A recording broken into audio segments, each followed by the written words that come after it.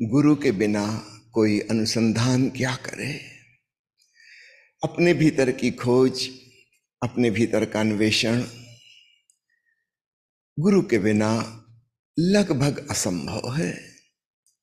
याद रखिए, मैं कह रहा हूं लगभग, 100% नहीं।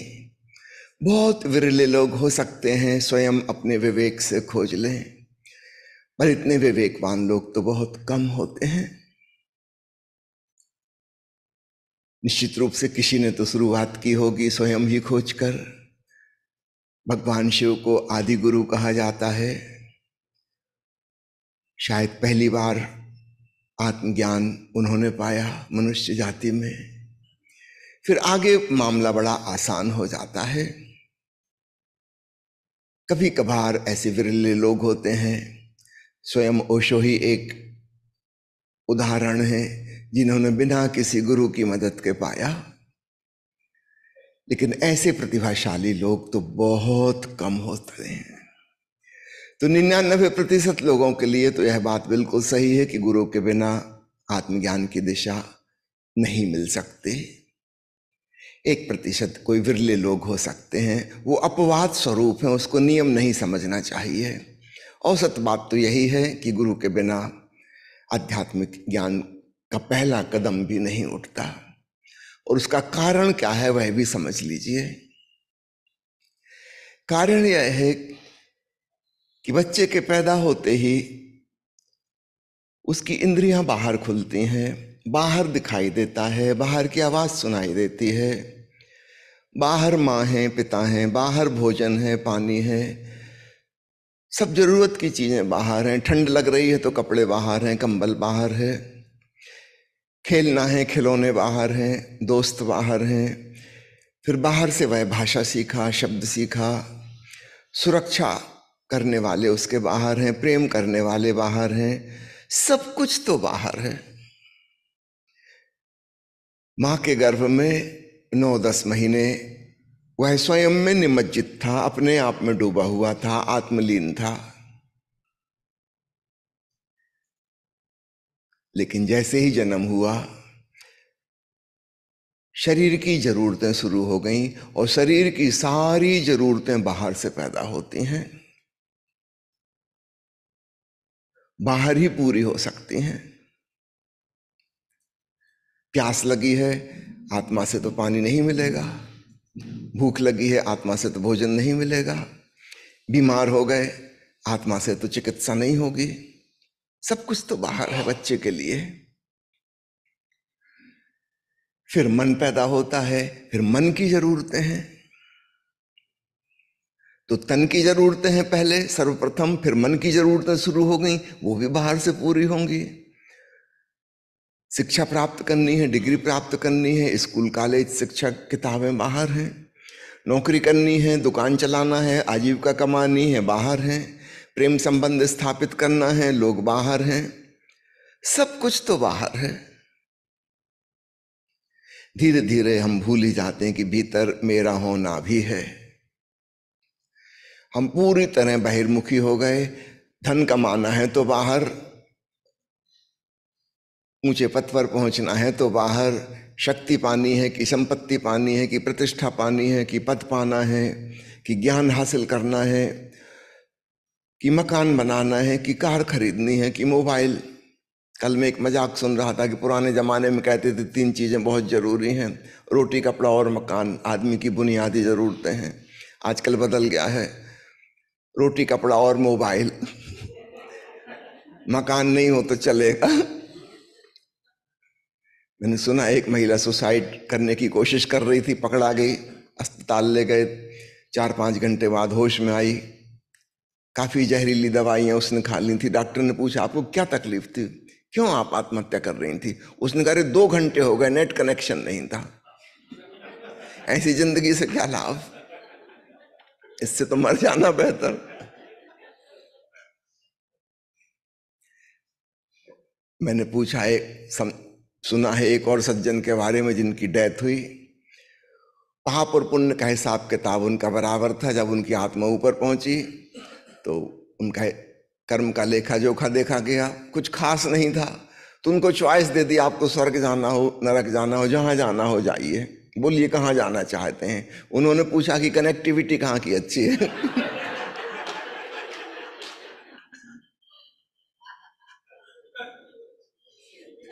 वाईफाई कहाँ ज्यादा ठीक चलता है, वहीं चले जाएंगे।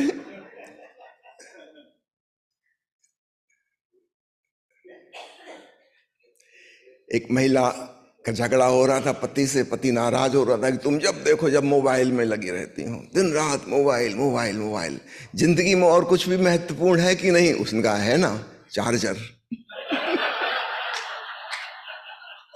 दो चीजें सर्वाधिक महत्वपूर्ण है।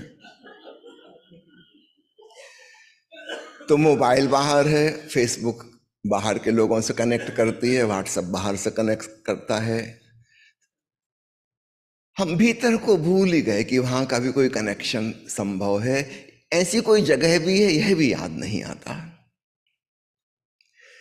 हमारी पूरी समाज व्यवस्था, शिक्षा प्रणाली, राजनीति, अर्थव्यवस्था, सब कुछ ऐसी है कि हम पूरी तरह एक्सट्रोवर्ट हो गए। फिर हम शांति और आनंद की भी खोज करते हैं तो बाहर ही खोजते हैं कि कहीं मंदिर जाना होगा, मस्जिद चर्च में जाना होगा, कहीं तीर्थ स्थान में जाना होगा, कि गंगा स्नान करना होगा, कि धर्म ग्रंथ पढ़ने होंगे, सब वो भी सब बाहर है। भीतर का स्मरण कहां से आए, कैसे आए?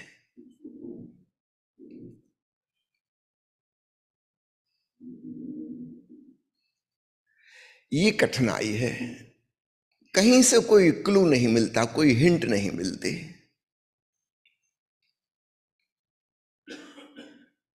लोग साधु संग में जाते हैं, प्रवचन सुनते हैं, वहां भी जो मुख्य बात है वो गुरु जो है शिष्यों को पकड़ रखना चाहता है, उसको अनुयायियों की गिनती बढ़ानी है। वहां एक राजनीति चल रही है, एक शोषण का काम चल रहा है।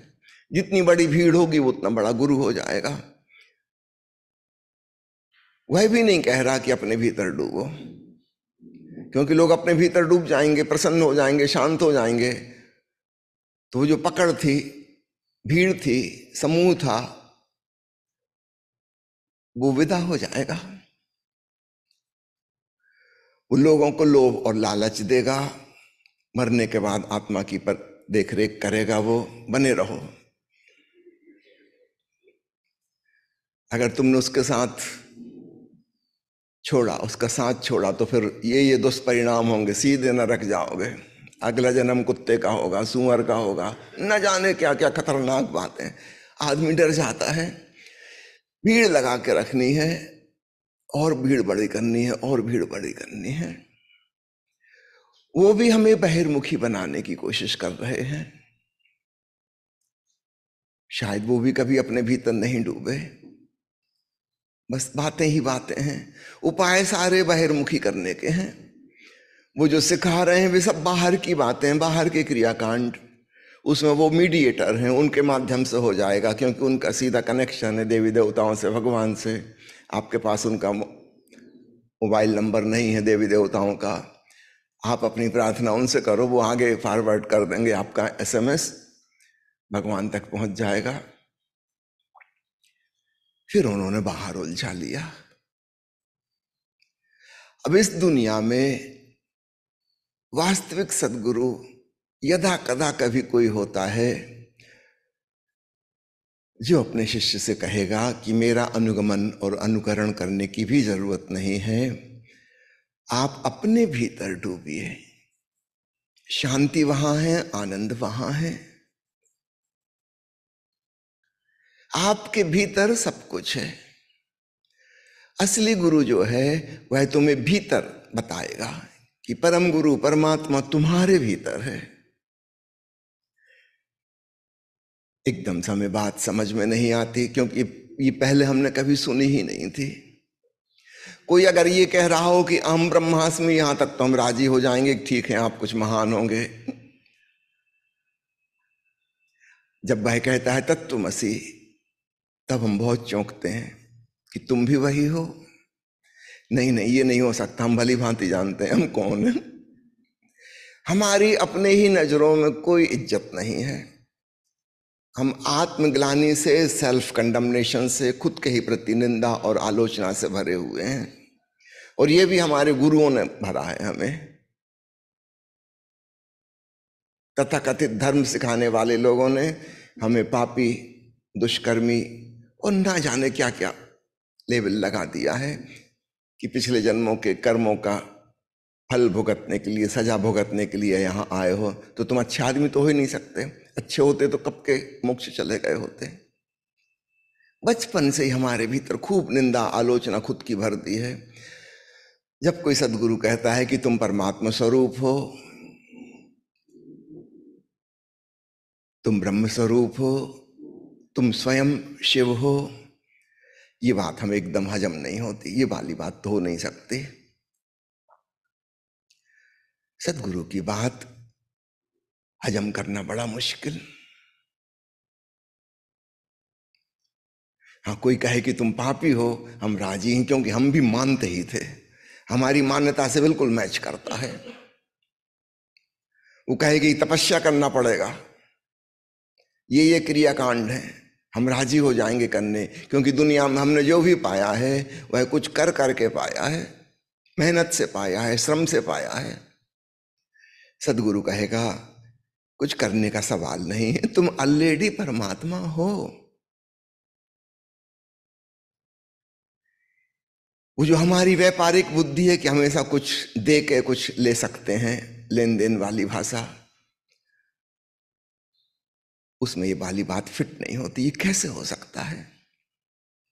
हाँ, तपस्या करने की कहो, हम राजी हैं।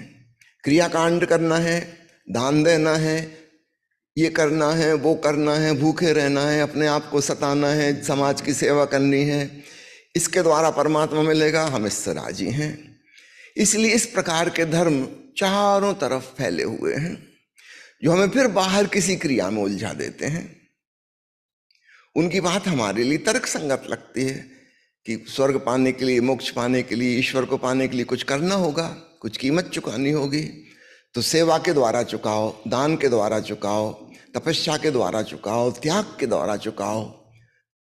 ये हमें बात समझ में आती है, क्योंकि ये बिल्कुल व्यापार की भाषा है। आप एक दुकान पर जाते हैं, पैसे देते हैं, सामान लेते हैं, तो त्याग तो आपने वहां भी किया पैसे का, कुछ छोड़ा तब कुछ मिला। ये हमें समझ में आता है कि अगर परमात्मा को पाना है तो कुछ छोड़ना होगा। चलो, परिवार को छोड़ दो, घर को छोड़ दो, समाज को छोड़ दो। जैन मुनि यहां तक वस्त्र तक छोड़ देते हैं। कुछ छोड़ने से कुछ मिलेगा, ये व्यापारी बुद्धि, हम एकदम राजी हो जाएंगे। गुरु की बात बड़ी मुश्किल है पकड़ना कि कुछ छोड़ने का सवाल नहीं है, तुम सिर्फ अंतर्मुखी हो जाओ। तुम जो बाहर नजरें गड़ाए अपना जीवन जी रहे हो, थोड़ी देर के लिए स्वयं के सम्मुख हो जाओ, अपने प्रतिबोध से भरो। बस इतनी सी बात है, कुछ करना नहीं, इसके लिए कोई कीमत नहीं चुकानी होगी। स्वयं के प्रति होश से भरो। विज्ञान भैरव तंत्र की विधि नंबर 100 में भगवान शिव अद्भुत बात कहते हैं, हे देवी पार्वती, ज्ञानी और अज्ञानी के लिए संसार, वस्तुएं, स्थितियां, ये सब समान होती हैं। बस एक छोटा सा भेद है, ज्ञानी आत्मगत भाव में जीता है, सब्जेक्टिव कॉन्शियसनेस में, और अज्ञानी विषय में, वस्तु में, स्थिति में खो जाता है। फिर से कहूं, खूब अच्छे से ग्रहण करना। विधि नंबर 100, हे देवी, ज्ञानी और अज्ञानी के लिए संसार, वस्तु, व्यक्ति, परिस्थिति, ये सब एक जैसे होते हैं, समान होते हैं। लेकिन ज्ञानी आत्मगत भाव में जीता है, अज्ञानी विषय में खो जाता है। विषय का मतलब जो बाहर है, ऑब्जेक्टिव वर्ल्ड। तो ऑब्जेक्टिव वर्ल्ड को भी हम दो हिस्सों में समझ लें, एक एक्चुअल बाहर की दुनिया, और दूसरा बाहर की दुनिया के इम्प्रेशंस जो हमारे मन पे पड़े, तो एक हमारी इनर वर्ल्ड, मानसिक दुनिया, हम बाहर की दुनिया से कभी कभी आंख बंद कर भी लेते हैं, तब भीतर की दुनिया में खो जाते हैं, जो कि बाहर की दुनिया की कहानियों का ही जोड़ है। वहीं की स्मृतियां चल रही हैं, वहीं की यादें आ रही हैं, वहीं के विचार चल रहे हैं, जो हमने बाहर सुने, पढ़े, देखे, वही सब कुछ भीतर इकट्ठा हो गया। हमारा मन एक स्मृति आलय, store house of the memories. तो बाहर दुनिया में जो जो हुआ उसी का संग्रह हमारे भीतर मौजूद है। तो कभी कभार हम बाहर की दुनिया से छूटते भी हैं तो भीतर की दुनिया में खो जाते हैं, जो कि एक्चुअली भीतर की नहीं है। इसको भीतर का कहना नहीं चाहिए। जैसे कोई कैमरे की फिल्म है, फिल्म जरूर भीतर है, लेकिन उसमें जो फोटो बनी है वो बाहर की ही है। ठीक ऐसे ही हमारे भीतर मन है, उसमें जो कुछ भी है सब कुछ बाहर का है। तो जिन्हें हम अंतर्मुखी लोग कहते हैं, इंट्रोवर्ट किस्म के लोग, वो भी एक्चुअली मन में उलझे रहते हैं। वो भी इंट्रोवर्ट एक्चुअल में नहीं है, वो भी एक्सट्रोवर्ट ही हैं। वही जोड़ तोड़ बाहर की दुनिया का उनके भीतर चल रहा है। हमारी स्मृतियों से ही फिर कल्पनाओं का सृजन होता है, उसमें भी कुछ नया नहीं होता। आप कहेंगे नहीं, कल्पना तो कोई नई नई चीज होती कल्पना में, जो हमने बाहर के जगत में नहीं देखी। कुछ भी नया नहीं है, जोड़ तोड़ है। समझो, आपने उड़ने वाला एक पंछी देखा है, और चलने वाला घोड़ा देखा है, और तैरने वाली मछली देखी है। अब आप सपना देख सकते हैं, कल्पना कर सकते हैं कि एक घोड़ा है जिसका मुंह मछली जैसा है और हवा में उड़ रहा है। आप कहोगे ये तो बिल्कुल नई चीज थी, कभी हमने देखी नहीं। नया कुछ नहीं है, ये वही पंछी, घोड़ा और मछली का जोड़ है। कुछ हिस्सा इसका, कुछ इसका, कुछ इसका। तो हमारी सारी कल्पनाएं भविष्य के बारे में, हम जो भी सोचते हैं, वो हमारे अतीत की स्मृतियों के ही जोड़ तोड़ है, उसी का नया कॉम्बिनेशन।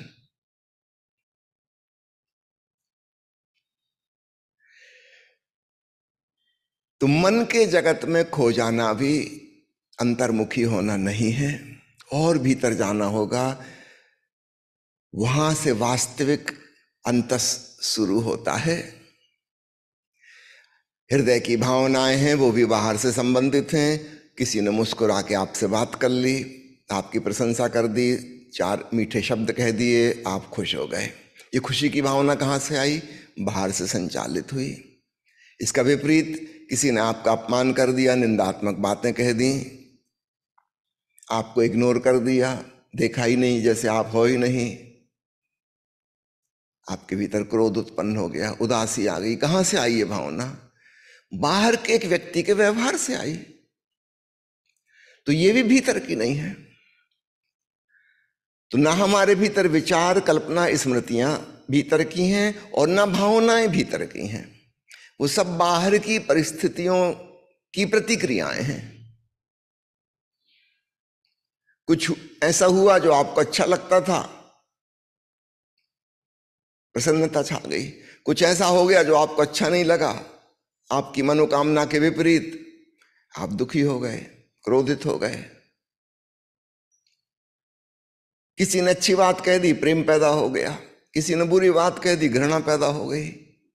ये सब क्या है? ये तो बाहर से हो रहा है। इसमें भीतर का क्या है? कुछ भी नहीं।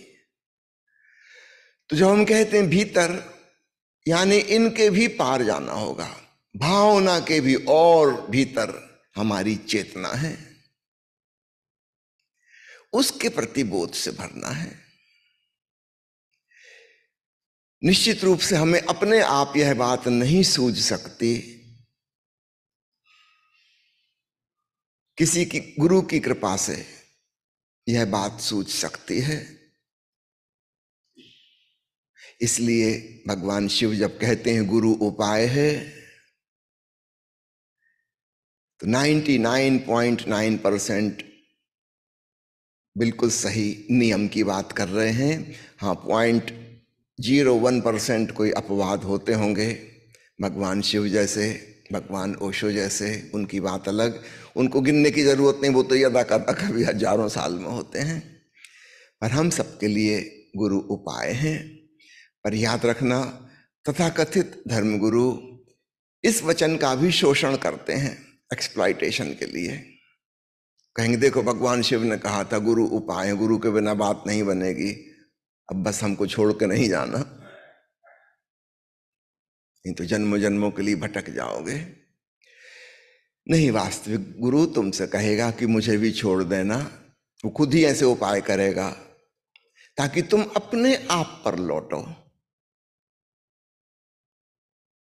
वरना शिष्य की नॉर्मल टेंडेंसी है पकड़ने की, मोहग्रस्त होने की, वो गुरु को ही पकड़ लेगा। पंजाब में सिखों के मंदिर को गुरुद्वारा कहते हैं ना, उसका मतलब है गुरुद्वार है। बिल्कुल ठीक है, ऐसा ही है। लेकिन कोई द्वार के ही मोह में पड़ गया और अब वो द्वार से प्रवेश ही नहीं करता, वो कहता बस ये द्वार की चौखट देखो कितनी नक्काशी इसमें प्यारी है, इसका रंग कितना अच्छा है, फिनिशिंग बहुत ही सुंदर, गजब की डिजाइन है, बस वहीं बैठ गया। कहेंगे पागल, ये द्वार इसलिए थोड़ी था कि तुम यहीं बैठ जाओ, असली बात थी भीतर जाने की। गुरु जो सहयोगी हो सकता था, उस शिष्य ने गुरु को भी अवरोधक बना लिया। तो शिष्य की तरफ से भी बहुत समझदारी चाहिए, वह गुरु के इशारे को पकड़े और अपने भीतर डूबे।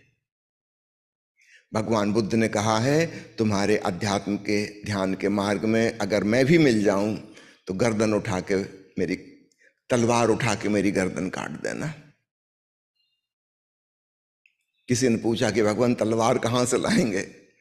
बुद्ध ने कहा तुम मुझे कहां से लाए, तुम्हारी कल्पना शक्ति की पैदाइश है। ये कोई हिम्मतवर वास्तविक गुरु ही ऐसा कहता है कि मुझे भी छोड़ देना।